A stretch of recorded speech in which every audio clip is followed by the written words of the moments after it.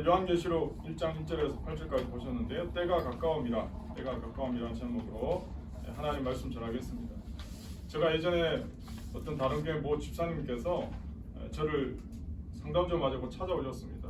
오시자마자 막 눈물 걸성걸성 하시면서 자기가 외동딸이 있는데 자기 하나밖에 없는 외동딸에 대해서 상담을 하셨습니다. 그런데 문제는 하나밖에 없는 그 외동딸이 이단 신천지에 빠진 것 같다. 그러면서 어떻게 해야 되냐 도대체. 그러면서 저를 붙들고 우시면서 물으셨습니다. 저 역시도 뭐 이단에 대해서 대충 이름들은 알고 있고 대충 어떤 부분은 잘못된 것 대충을 알고 있지만 자세히 잘 모르니까 한 단체 한 단체를 연구한 사람 아니기에 참 죄송하고 난감하게 됐습니다. 그래서 어쨌든 위로해드리고 같이 해결할 수 있는 방안을 한번 찾아보자 말씀드리면서 이단 전문 상담소도 제가 직접 전화해서 연결시켜드리고 또 저도 좀 알아야겠다 이참에. 그래서 그 신천지에 관한 책들을 사보고 또 신천지에서 이제 나와서 또 신천지에 있는 사람들을 또 회복시키기 위해서 사역하는 전문 상담사들의 강의도 들어보고 그렇게 해서 제가 지내왔던 시간들이 있었습니다. 가만히 생각해 보니까요, 이게 어제 오늘의 일이 아닌 것 같습니다.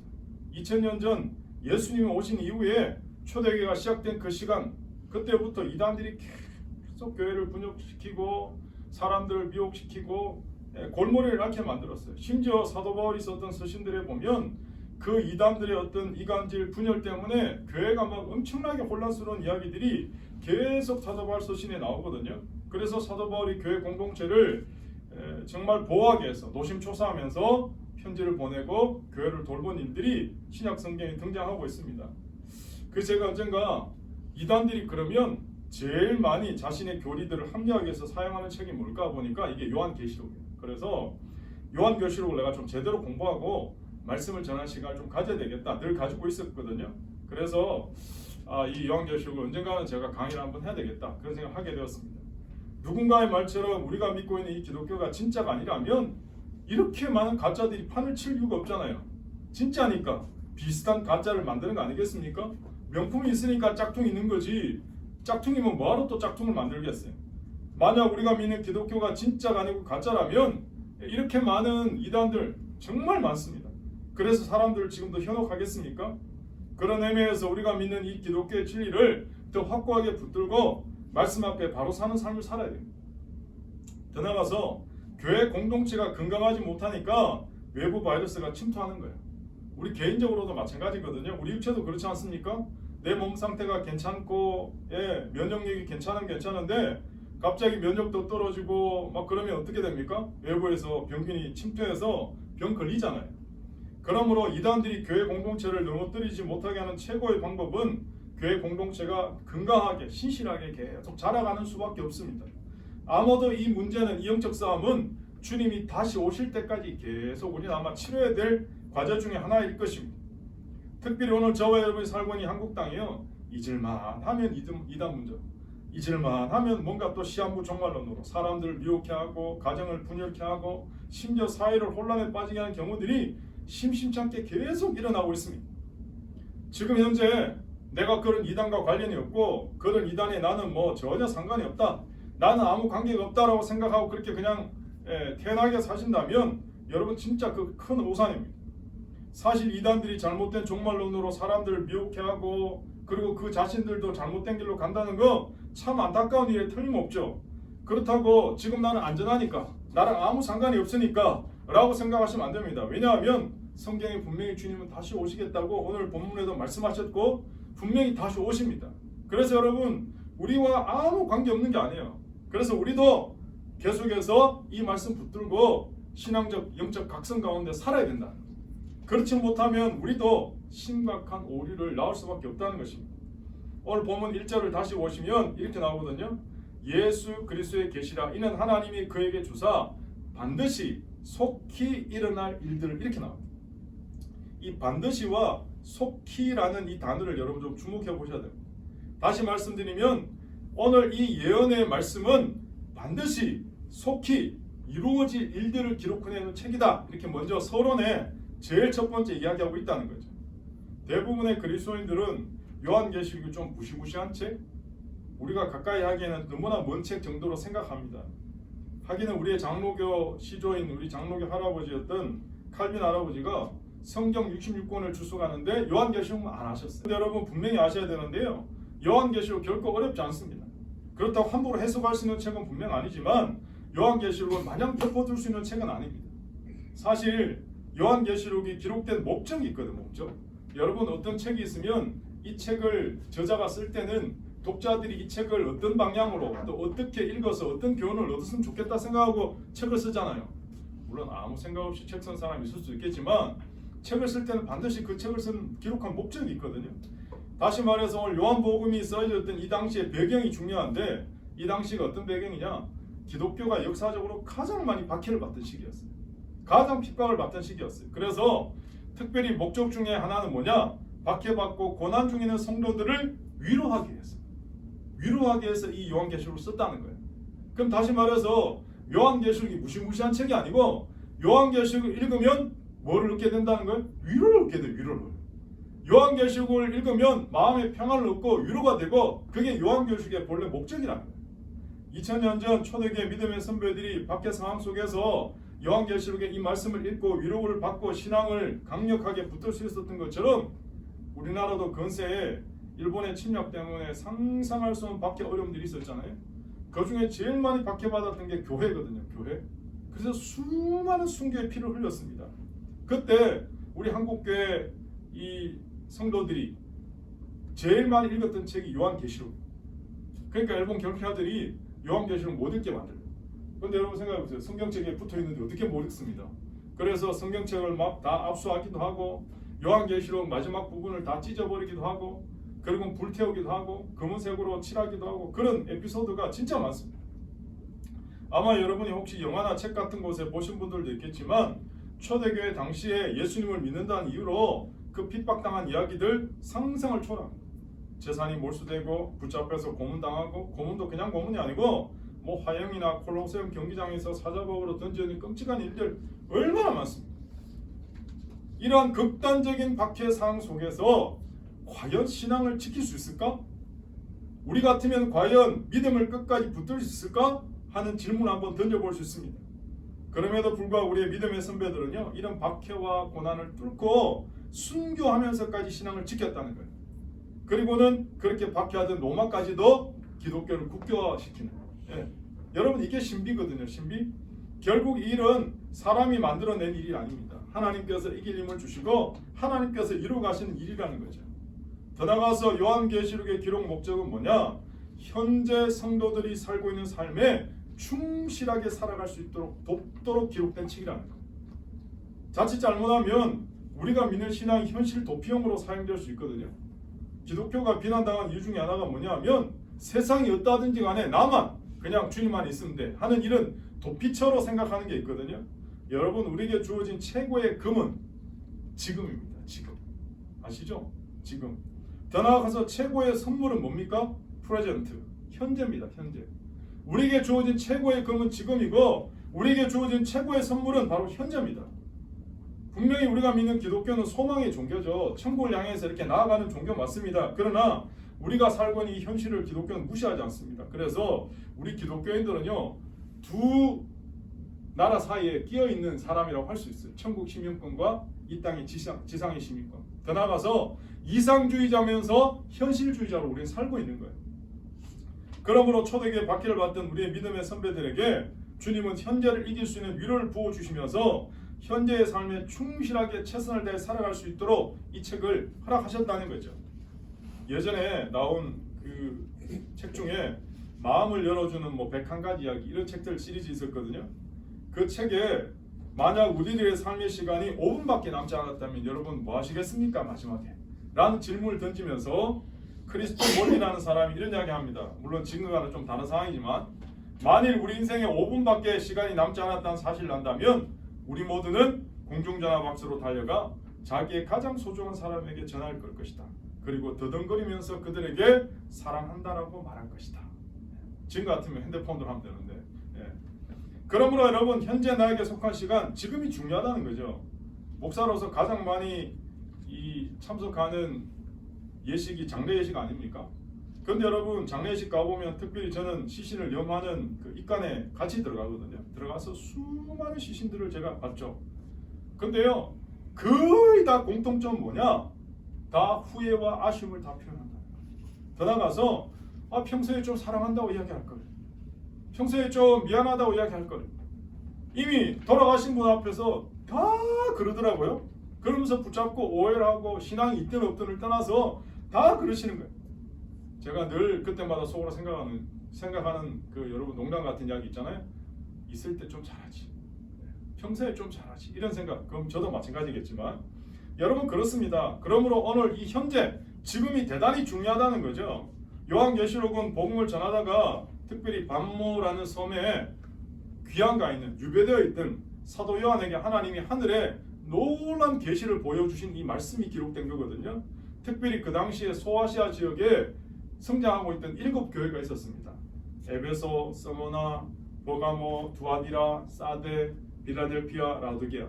이걸 이제 신학교 때는 7교회를 어떻게 외우냐? 에서보두 사빌라 이렇게 앞 글자만 따서 이게 시험 치면 나오거든요. 7개 쓰라 그러면 에서보두 사빌라 이렇게 하나하나 외워서 못 쓰니까 이런 7개 성도들에게 하나님께서 위로하시기 위해서 사도 요한을 통해서 귀환가 있는 유배되어 있는 사도 요한을 통해서 그 극심한 박해 속에서 이 편지를 썼다는 거죠. 여러분 지금 사도 요한이 지금 이 편지를 지금 쓰고 있는데요. 성경책의 문학 양식이 다 다릅니다. 구약 성경의 어떤 책은 율법서에 해당되고 어떤 책은 역사서에 해당되고 어떤 책은 시가서에 해당되고 어떤 책은 예언서에 해당되는 책도 있다는 거죠. 신약도 마찬가지거든요. 사도 바울의 선교 이후에 기록된 이 신약 성경은 거의 다가 문학 양식이다. 편지입니다. 편지.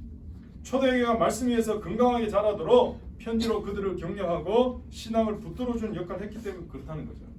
오늘 우리가 함께 보는 요한계시록은 3가지 문학 양식을 갖고 있는데요. 첫 번째는 예언서에 속합니다. 예언서. 오늘 보면 3절에 보시면 이렇게 나오거든요. 이 예언의 말씀을 이렇게 이 예언의 말씀. 다시 말해서 이 요한계시록은 첫 번째가 예언이라는 거예요. 예언서. 여러분 사도 요한도 그 당시에 선지자로 활동을 했거든요. 예언가로. 그래서 요한계시록은 초기 이 사도 요한의 예언 활동의 결과로 나타난 산물이라는 거죠. 전통은 구약의 예언적 전통에 깊이 뿌리를 받고 있지만 신학 사상은 철저하게 기독교적 작품이라고 할 수 있습니다.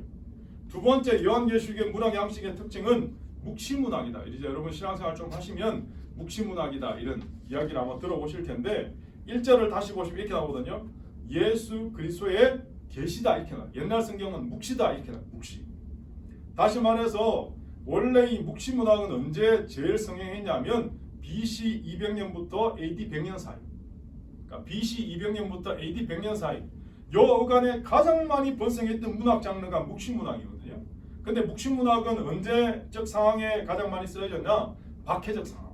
그렇게 제일 많이 쓰여졌다는 거죠. 그런데 요한계시록하고 차이가 묵시문학 차이가 뭐냐? 묵시문학은요 자기 이름을 안 밝혀요. 가명으로 써요. 더 나아가서 염세적인 세계관 그리고 윤리에 대해서 굉장히 무관심해요. 그래서 요한계시록이 묵시문학의 어떤 유사성이 존재하지만 엄연히 구분되는 거죠. 마지막 세 번째 특징은 뭐냐? 소아시아 아까 말했던 7교회들에게 보내는 편지라는 거예요. 편지. 근데 편지인데 회람 형식의 편지. 회람 형식. 회람 형식은 뭐냐? 한 교회만 읽고 끝나는 게 아니고 다 돌려보라고 주는 거예요. 그 편지라는 거죠. 여러분 혹시 편지 요즘도 쓰십니까? 요즘 뭐 편지보단 이메일이나 뭐 SNS 통해서 안부 메시지 정도 보내지 않습니까? 그럼 상상을 한번 해보시죠. 우리가 어떤 사람한테 글을 보낼 때 평소에 그 사람 힘들고 어려울 때 어떤 걸 보냅니까? 격려하거나 위로의 메시지 보낼 거 아니에요? 그런데 위로와 격려 메시지 보내는데 물론 요즘 이모티콘도 많지만 그 상대방이 알아볼 수도 없는 단어나 상징으로 더 나아가서 무시무시한 내용으로 그렇게 그 사람한테 톡을 보낸 사람 있습니까? 여러분 그렇지 않다는 거죠. 왜 제가 굳이 이렇게 말씀드리냐면 요한계시록이 어렵다, 무섭다라는 책에 대한 선입견을 하나님이 갖도록 하신 게 아니고 오히려 이 책을 통해서 우리에게 위로하시기 위해서 더 나아가서 21세기를 살아가는 오늘 이 대한민국 땅에 수많은 사람들이 각자의 아픔이 다 있어요. 그렇잖아요. 우리도 여러분 삶을 살아오시면서 지금 현재적으로도 내 내면적으로 겪는 아픔들이 있잖아요. 해결되지 않은 문제가 있잖아요. 상처들이 있잖아요. 어떤 사람 막 울분을 막 겪고 토하는 사람들이 있거든요. 그 사람들에게 진짜 필요한 게 위로지 않습니까? 위로. 더 나아가서 소망이 필요하잖아요. 위로와 소망. 그래서 여러분 이 요한계시록은 위로와 소망을 전하는 책이에요. 그래서 오늘 21세기에 이렇게 많은 울분과 아픔이 있는 우리 상처가 있는 우리들에게 사실 요한계시록 꼭 필요한 책이에요. 근데 먼저 이단들이 선점해서 지금 막 유혹하고 그렇게 막 사용하고 있는 거 아닙니까? 그런 의미에서 여러분 요한계시록을 지금 사도 요한이 기록했거든요. 그런데 사도 요한이 이 신약 27권 중에 요한계시록만 기록했냐? 그게 아니고 요한복음, 요한 1서, 2서, 3서까지 기록한 사람이에요. 다시 말해서 요한복음을 기록하면서 요한 1서, 2서, 3서의 징검다리를 거쳐서 최종적으로 요한계시록에 도착한 거예요. 제가 뭘 설명하려고 하냐면 요한 1서, 2서, 3서의 주제는 딱 한마디예요. 진리와 사랑입니다. 여러분 요한 1서, 2서, 3서 다 읽어보셨겠지만 요한 1, 3서를 한 문장으로 요약하면 진리와 사랑이에요. 그 말은 다시 말해서 진리를 외치지만 진리를 말하지만 사랑의 마음을 담아서 진리를 선포해야 된다. 아무리 내가 옳은 말을 해도 사랑이 없으면 울리는 꽹가리가 되는 거예요. 내가 아무리 바른 말을 해도 내가 옳은 말만 하고 사랑이 없으면 그 사람을 죽일 수도 있는 독이 될 수도 있어요. 내 하는 말이 오히려 시험 들게 할 수도 있는 거예요. 예, 사랑이 없는 진리는 거짓이라는 거죠. 그래서 요한계시록을 읽기 전에 요한 1, 2, 3서의 이 사랑의 징검다리를 건너고 그리고 요한계시록 와야 된다는 거죠. 그러므로 오늘 우리가 이 시간 예배를 통해서 우리가 먼저 요한계시록에 들어가기 전에 회복해야 될 삶의 태도는 뭐냐? 사랑의 태도와 마음이라는 거예요. 사랑의 태도와 마음으로 우리 가족들을 돌아보고 이웃을 돌아보고 공동체를 품어야 된다는 거죠. 호스피스 운동의 선구자라고 이야기하는 20세기를 대표하는 정신의학자 중에 한 분이 엘리자베스 키블러 로스라는 분이 있거든요. 이분의 제자인 데이비드 캐슬러와 죽음 직전에 있는 수백 명을 인터뷰해서 그 사람들에게 인생에서 꼭 배워야 할 것들이 뭡니까? 라는 질문을 통해서 그걸 다 이렇게 받아 적어서 강의 형식으로 전하는 책인데 이 책의 제목이 인생 수업이라는 책입니다. 베스트셀러거든요. 예전에 지금도 아마 스테디셀러일 텐데 꼭 한번 읽어보시기 바랍니다. 인생 수업이라는 책인데 그 책의 내용 중에 일부분에 여러 내용이 있지만 제가 보면서 오늘 말씀 생각하면서 이런 내용이 있더라고요. 아빠도 일찍 돌아가시고 유일한 남자로 오빠만을 의지하면서 남자는 믿을 게 못 돼. 그러면서 자신의 엄마처럼 인생을 살아온 20대 후반의 자매가 있었거든요. 근데 믿을 거라고는 유일한 남자인 오빠밖에 없었는데 오빠도 원인 모를 병에 걸려서 죽어가고 있는 거예요. 그럼 이제 난 누구를 의지해야 되지? 난 어떻게 해야 되지? 뭘 믿고 살아야 되지? 그럴 때 그 마지막 죽기 전에 오빠가 해준 말을 통해서 다시 자신의 인생을 살게 되었다. 이런 내용이었어요. 오빠가 죽으면서 이 여동생이 이렇게 얘기합니다. 나는 네가 자신의 삶과 사랑을 놓치게 될까 봐 너무 걱정이야. 사랑만큼은 절대로 놓치지 마라. 삶이란 여행을 하는 동안 사람은 누구나 사랑을 해야만 해. 누구를 언제 얼마나 오랫동안 사랑하는가는 그다지 중요하지 않아. 네가 사랑한다는 사실이 중요할 뿐이지. 그걸 놓치지 마라. 삶이란 이 여행을 사랑 없이는 하지 마라. 이렇게 얘기했다. 그러므로 사랑하는 여러분, 예수님께서 마지막 잡히시기 전날 밤에도 제자들의 발을 씻겨주시고 친히 본을 보여주시고 마지막 식사를 하시고 세 계명을 이렇게 선포하세요. 세 계명을 너희에게 주노니 서로 사랑하라.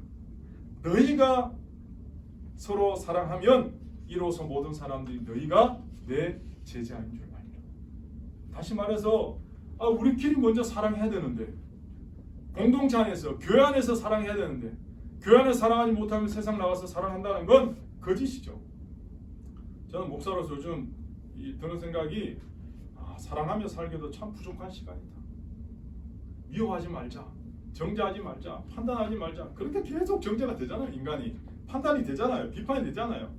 사랑하는 여러분, 남은 인생 사랑하시며 사시기를 축복합니다. 사랑하고 사시길 바랍니다. 오늘 저와 여러분이 요한계시록 1장을 보시기 때문에 제가 서론적으로 좀 말이 길었는데요. 오늘 본문을 통해서 세 가지 원리를 붙들고 이 한 주간 승리하시기를 축복하며 제가 정리하겠습니다. 첫 번째는 4절 8절을 다시 보시면 이렇게 나옵니다. 4절에 요한은 아시아에 있는 7교회에 편지하는데 이렇게 얘기합니다. 이제도 계시고 전에도 계셨고 장차 오실 이이다. 이제도 계시고는 과거, 현재, 전에도 계셨고 과거, 장차 오실 이 미래. 다시 말해서 과거, 현재, 미래를 다스리시고 붙드는 분이 누구냐? 바로 예수 그리스도라는 거예요. 8절도 이렇게 나옵니다. 주 하나님 이르시되 나는 알파와 오메가라, 처음과 끝이라는 거잖아요. 이제도 있었고 전에도 있었고 장차 올 자요, 전능한 자. 다시 말해서 하나님의 가장 중요한 속성은 뭐냐? 시간과 공간을 지배하시는 분, 시간과 공간을 다스리시는 분, 과거에도 계셨고 현재도 계시고 미래도 장차 우리의 모든 것들을 다스리는 분. 다시 말해서 마지막 8절에 나오잖아요. 전능하신 하나님, 엘샤다이. 그게 하나님의 이 속성이에요. 그런데 우리가 첫 번째 깨달아야 될 건 뭐냐? 악의 세력은 제한되어 있다. 제한되어. 여러분, 우리가 분명히 기억해야 될 사실은 오늘 우리가 살고 있는 이 세계가요, 우리 눈에 보이는 것으로 다라고 생각하시면 안 됩니다. 우리 눈에 보이는 물질이 세상을 구성하는 다가 아니거든요. 세상을 구성하는 대부분의 물질들은 우리 눈으로 다 확인할 수 없는 물질들이다. 과학자들이 이미 밝혀낸 사실 아닙니까? 그러므로 초자연적인 악의 세력도 엄연히 여러분 존재한다는 것을 인정해야 돼요. 초자연적인 세력이 존재하지만 그러나 분명히 또 기억해야 될 건 제한돼. 우리 시대의 문제는요, 악이나 사단이 실제하지 않는다고 가정하거나 안 그러면 너무 과정해서 극단에 서 있는 두 가지가 잘못이라는 거죠. 여러분, 악의 세력 사탄은 오늘도 우주 우는 사자같이 삼킬 자를 찾고 있습니다. 그러나 동시에 기억해야 될 사실은 사단은 전능한 존재가 아니라는 거예요. 하나님이 허용하시는 범위 안에서만 활동한다는 거예요. 요한계시록이요 계속 강조하고 있는 것 중에 하나가 뭐냐? 하나님은 사탄과 그의 부하들의 활동을 제한하고 계신다는 거예요. 그래서 유명한 기독교 작가인 C.S. 루이스가 이렇게 얘기합니다. 인간이 마귀에 대해서 범하는 두 가지 오류가 있는데 그것들은 동일하면서도 정반대의 측면을 가지고 있습니다. 한 가지는 그것의 존재를 믿지 않는다는 것이고, 다른 한 가지는 존재를 믿되 그것에 대해서 지나치고 불건전한 관심을 갖는 겁니다. 마귀들은 이 두 가지 오류를 너무 기뻐합니다. 이렇게 얘기합니다. 여러분, 사단은 실질적인 악입니다. 악의 축입니다. 그런데 한계가 있다는 걸 알아야 돼요. 사단이 실질적인 악에 영향을 끼치고 있다는 게 우리에게 경각심을 불러일으키죠. 그러나 그 활동에는 한계가 있다는 거죠. 그래서 우리는 담대하게 오히려 악을 향해서 도전하고 용기를 낼 수 있다는 거죠. 그래서 여러분, 절대로 두려워할 이유가 없습니다. 오늘 저와 여러분 예수 그리스도의 보혈로 이미 구원받은 하나님의 백성들이기 때문에. 그래서 요한계시록에는 그런 하나님의 백성을 계속 뭐라고 얘기하냐? 하나님이 너는 내 거야, 도장 찍었다 라는 의미로 입맞은 백성이다 계속 이야기합니다. 오늘 하나님이 여러분 한 사람 한 사람에게 보이지 않지만 도장을 찍어 놓은 거야. 도장을. 어떤 도장? 너는 내 것이다, 너는 구원받은 백성이다. 그렇게 하나님께서 말씀하셨기 때문에 우리는 날마다 어떻게 해요? 믿음으로 담대하게 용기를 가지고 살아가시기를 축복합니다. 두 번째는 하나님의 기준으로 살아야 됩니다. 특별히 하나님 오늘 우리에게 허락하신 계시의 말씀인 성경을 기준으로 살아야 된다는 거죠. 그래서 3절에 보시면 이렇게 나오거든요. 이 예언의 말씀을 읽는 자와 듣는 자와 그 가운데 기록한 것을 지키는 자가 복이 있다. 읽는 자와 듣는 자와 지키는 자가 복이 있대요. 여러분, 복 있는 백성으로 살기를 원하십니까? 그러면 성경을 읽고 말씀을 듣고 마지막 3단 콤보의 마지막 뭡니까? 프랙티스. 실천이 있어야 돼요. 실험이 있어야 돼요. 아무리 오늘 말씀을 듣고 내가 성경을 필사를 하고 몇백 독을 해도 그 말씀 한 절 내 삶에 실천하지 못하면 나랑 아무 상관이 없다는 거예요. 오늘 저와 여러분은 세상의 기준으로가 아니라 하나님의 기준으로 세상을 바라보고 살아야 될 사람들입니다. 이 성경 말씀을 나에게 적용하는 방법이 두 가지가 있거든요. 첫 번째는 거울로 사용하는 방법. 오늘 여러분 옆에 거울이 있잖아요. 거울로 사용한다는 건 뭡니까? 성경을 통해서 나를 비춰보는 거예요. 성경을 통해서 나를 비춰보고 성경이 권면하면 권면을 받고 위로하면 위로를 받고 책망하면 책망을 받고 그리고는 나의 삶을 바르게 조정하는 역할을 하는 게 첫 번째. 두 번째는 창으로 보는 방법이에요. 성경을 통해서 세상을 보는 거예요.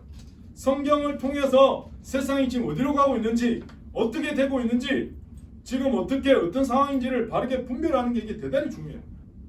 여러분, 요한계시록은 계속 이야기합니다. 결국 우리가 사는 세상은 하나님의 심판과 진노 가운데 있을 거라고. 모든 것이 다 죄가 되어서 불탈 거라. 그런데 이 진노의 불을 끌 자가 없다. 그렇게 이야기합니다. 하나님의 심판의 모습이 얼마나 맹렬한지 여러분 대단합니다. 오늘 이미 하나님의 심판이 시작됐다면 저와 여러분은 하나님께서 심판하시는 이 세상, 불태우는 세상의 냄새를 우리는 영적으로 맡을 수 있어야 되는 거예요. 볼 수 있어야 되는 거예요. 어떻게? 성경을 통해서 볼 수 있어야 돼요. 하나님은 열어주시는 거예요. 오늘 하나님 우리에게 말씀하고 싶은 건 뭐냐면 세상은 우리의 영원한 안식처가 될 수 없다는 거예요. 왜? 세상은 하나님의 무서운 진노의 대상이기 때문에. 여러분 세상 사람들이 바라보는 세상과 성경적으로 바라보는 세상이 완전히 다릅니다. 오늘 우리는 세상 사람들의 기대와 환상으로 세상을 바라보고 살아서는 안 된다는 거죠. 더 이상 세상적인 눈으로 세상을 바라보는 게 아니라 성경적인 시각으로 세상을 직시해야 된다는 거죠. 그렇게 할 때 어떻게 되는지 아십니까? 세상은 선교의 대상이 될 수 있다. 세상이 구원의 대상, 선교의 대상은 될 수 있어도 우리의 부러움의 대상은 아니라는 거죠. 겉으로 보여지니 화려한 외형대에 숨어있는 세상에 오늘도 울고 있는 신음소리, 고뇌의 음성, 흥황한 그 몸짓을 우리는 뚫어볼 수 있어야 된다는 거죠. 그러므로 사랑하는 여러분, 우리의 소망은 세상이 아닙니다. 우리가 오늘도 세상에서 내가 얼마를 가졌냐, 얼마를 이루었냐, 얼마나 부를 누리냐, 얼마나 많은 계급장을 달았냐, 그 별로 중요하지 않은 거예요. 하나님이 심판하시면 세상은 그냥 초토화되는 거예요. 우리에게 중요한 소망은 흔들리는 세상 너머에 있는 가나안에 대한 소망, 더 나아가서 하나님 나라 천국에 대한 소망이에요. 여러분, 이게 바로 나팔장으로 세상이 화염에 막 휩쓸릴 때 오늘 말씀을 통해 우리가 가져야 될 시각이에요. 하나님의 시각으로 세상을 본다는 건 다시 말해서 우리 눈에 비춰지는 세상의 화려함이나 번쩍번쩍대는 그 아름다움이 매혹적인 게 아니고 그 매혹적인 면 너머에 있는 슬픔과 좌절, 세상의 허무, 하나님의 진노당할 그 안타까움을 우리가 볼 수 있어야 된다는 거죠. 만약 여러분이 그런 세상의 궁극적인 운명을 확인한다면 단순히 세상에서 누리는 것으로 만족하고 세상의 가치관으로, 세상의 구조로 살지는 않으실 겁니다. 우리는 어떻게 살아야 됩니까? 하나님의 시각으로, 성경적인 시각으로 그렇게 살아야 될 줄 믿습니다. 마지막 세 번째는 세상을 향한 국민의 전달자로 살아야 된다. 여러분, 세상이 심판당하잖아요. 그러면 심판당한다고 그래 너는 심판당해라, 그러면 안 된다는 거죠. 요한계시록에 기본적으로 하나님 계속 말씀하시는 의도는 뭐냐? 하나님께서 세상을 심판하시는데 심판하시니 정당성이 뭐냐? 회개하지 않는 거예요. 다시 말해서 하나님께서 지금이라도 돌아오면 회복시켜 주겠다고 계속 보여주시는데 끝까지 자기 고집으로 죄악 가운데 가는 거예요. 결국은 어떻게 해요? 심판할 수밖에 없는 거죠. 오늘 세상에 대해서 계속 하나님이 기다려주시고 참으시고 인내하시고 지금도 돌아오기를 기다리시는 거예요. 더 나아가서 그렇기 때문에 오늘 우리는 세상을 정죄하는 삶의 자세로 살면 안 된다는 거죠. 우리는 성교적 소명으로 살아야 됩니다. 나 혼자 그냥 구원받았으니까 고고한 학처럼 세상이 뭐 어떻게 되든 말든 세상이 망하든지 말든 그렇게 그냥 살면 안 된다는 거죠. 여러분, 심판의 메시지 가운데 하나님이 세상이 돌아오지 않기 때문에 심판당한다 라고 강조한 이 말씀은 반대로 뒤집어 보면 세상이 오늘이라도 하나님께로 회개하고 돌아오면 하나님이 다 받아주신다는 거예요. 용서하신다는 거예요. 그러므로 우리는 불타는 세상에 대한 하나님의 긍휼의 전달자로 가야 된다는 거죠. 세상은 자신들의 죄로 정죄되고 심판당하는 것으로 여러분 변화되지 않습니다. 여러분, 마찬가지죠. 오늘 우리가 세상을 통해서 세상 가운데 세상이 필요한 건 하나님의 사랑, 하나님의 긍휼을 보여주는 거예요. 심판받는 거 사람이 바뀌는 거 아니거든요. 감옥에 왔다 갔다 한다고 사람이 착해지는 것도 아니잖아요. 제가 지금 하고 싶은 이야기는. 그러므로 성도가 할 일은 세상 속에 깊이 들어가서 삶의 현장에서 그 모든 문제를 끌어안고 실험하는 거거든요. 그래서 우리에게 요구되는 두 가지가 뭐냐? 인내와 기다림입니다. 인내와 기다림. 부모된 여러분, 저도 부모가 되어 보니까요. 엄마, 아빠 역할은 뭐냐? 기다려주는 거다. 기다려주는 거. 근데 이 기다리는 게 힘들잖아요. 그냥 자식을 내 시간에 그냥 뽑아 당기려고 그러니까 부작용이 생기는 거 아닙니까? 그런데 그 자녀의 시간만큼 부모는 기다려야 됩니다. 제가 어느 날 못 기다려서 기도하다가 하나님이 깨닫게 하신 게 있어요. 야, 나도 너를 이렇게 기다렸는데 너는 그거 못 기다리냐? 하나님이 그 말씀을 제게 너무 강하게 하셔서 그날 제가 얼마나 회개했는지 모릅니다. 나는 왜 내 자녀를 내 마음대로 하려고 하지? 나도 그 자녀의 시간에 기다려주고 인내해주고 축복하고 오히려 격려하는 게 부모 역할 아니야? 제가 다시 삶의 자세를 바꾸게 되었습니다. 오늘 하나님께서 세상을 심판하시지만 회개할 길을 계속 주고 계신다는 거예요. 그래서 우리는 뭐예요? 세상에 대해서 기다림으로 나가야 돼요. 기다림으로. 세상이 아무리 무리하게 내 마음을 괴롭게 해도, 세상이 너무 강팍하고 완고해서 때론 내 심령이 막 상해도, 세상이 너무 폐역함으로 흘러가서 내 영혼이 막 분노가 일어나도 우리는 하나님의 기다림으로 세상을 기다리고 긍휼의 마음으로 그들에게 다가가야 된다는 거죠. 여러분, 불타는 세상에 대해서 나는 진노 안 당해, 나는 심판 안 받아, 그렇게 나만 구원받았어 자랑하지 말고 끝내 회개하지 않고 자기 길을 가는 그 사람들에게 기다리고 인내하고 찾아가야 된다는 거죠. 주님을 버린 자들의 황폐함을 공감하면서 그들에게 진정으로 필요한 삶의 길을 제시해 줘야 된다는 거죠. 더 나아가서 어린 양의 보혈의 능력 안으로 그들이 들어올 때까지 끊임없이 그들을 초대해야 됩니다. 그래서 오늘 저와 여러분은 내 주변에 하나님께로 돌아야 될 그 한 영혼을 끝까지 품고 기도하셔야 된다는 거죠. 적어도 내가 하나님의 말씀을 제대로 믿고 천국과 지옥에 대한 확신이 있다면 오늘 우리는 그 한 영혼이 돌아올 때까지 포기하지 않고 끝까지 기도하셔야 되기를 축복합니다. 여러분, 말씀 마무리하면서 오늘 우리가 살아가는 이 땅의 악의 세력은 분명히 제한되어 있습니다. 그러나 우리 하나님은 전능하시죠. 오늘 저와 여러분은 세상의 기준이 아니라 하나님 나라의 백성의 기준으로, 말씀의 기준으로 살아가야 될 사람들입니다. 오늘 저와 여러분이 서 있는 세상 그곳에서 우리가 만나는 사람들과의 관계 속에서 하나님의 긍휼을 전하는 긍휼의 전달자로 그렇게 살아가시길 바랍니다. 이렇게 살아가시려면 가장 근본적인 방법은 우리의 포도나무 되신 주님께 잘 붙어 있어야 됩니다. 사랑하는 여러분, 이 한 주간도 우리의 포도나무 되신 주님께 잘 붙어 있는 가지로 열매 맺으시고 승리하시기를 예수님 이름으로 축복합니다.